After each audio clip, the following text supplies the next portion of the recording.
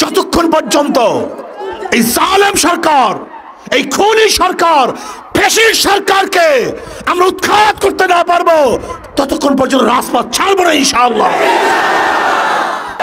আপনারা দেখেছেন ছাত্রলীগ কি করেছে?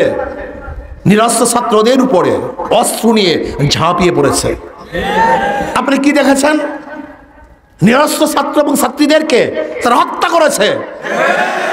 আপনারা কি দেখেছেন? আজকে হাজারো ছাত্রদেরকে পঙ্গু করা হয়েছে, অন্ধ করা হয়েছে, বিকলাঙ্গ করা হয়েছে, হাজারো মায়ের বুককে খালি করা হয়েছে। আজকে যে অস্ত্র দিয়েছিলাম আমাদের বাংলাদেশের নাগরিককে হেফাজত করার জন্য, আর সেই প্রশাসন ভারতের ওদেরকে কিছু বলতে পারে না, ওদের উপরে গুলি চালাতে পারে না। প্রশাসন শুধু আমাদের জনগণের উপরে, বাংলাদেশের জনগণের উপরে, নিরীহ জনগণের উপরে তারা গুলি চালায়। আজকে শেখ হাসিনা খুনি হয়ে গেছে, রাক্ষস হয়ে গেছে, জালেম হয়ে গেছে।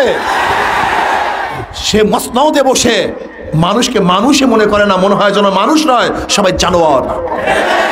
এবার প্রমাণ করতে হবে আমরা মানুষ কি মানুষ না, বাংলাদেশের জনগণ কি জনগণ কি জনগণ না। শেখ হাসিনার চেয়ারে বসে যা বলবে তাই আমাদেরকে শুনতে হবে না, আমরা শুনবো না।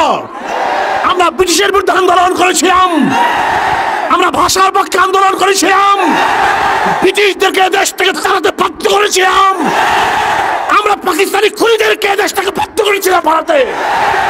আমরা খুনি শেখ হাসিনাকেও ওই বাসনাদ থেকে নামাতে বাধ্য করবে ইনশাআল্লাহ।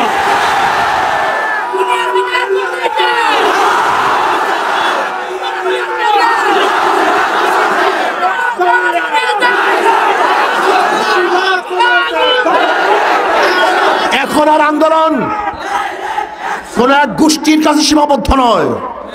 এই আন্দোলন গোটা বাংলাদেশের জনগণের আন্দোলন, এই আন্দোলন গোটা মাজলুমদের আন্দোলন, এই আন্দোলন জালেমদের বিরুদ্ধে মাজলুমদের রক্ষার আন্দোলন। এই আন্দোলন শাহী ওই সমস্ত জালেমদের শাহী মাস্তাদকে ভেঙে চুরে মাজলুমদের পক্ষে শাসক নির্বাচন করার আন্দোলন।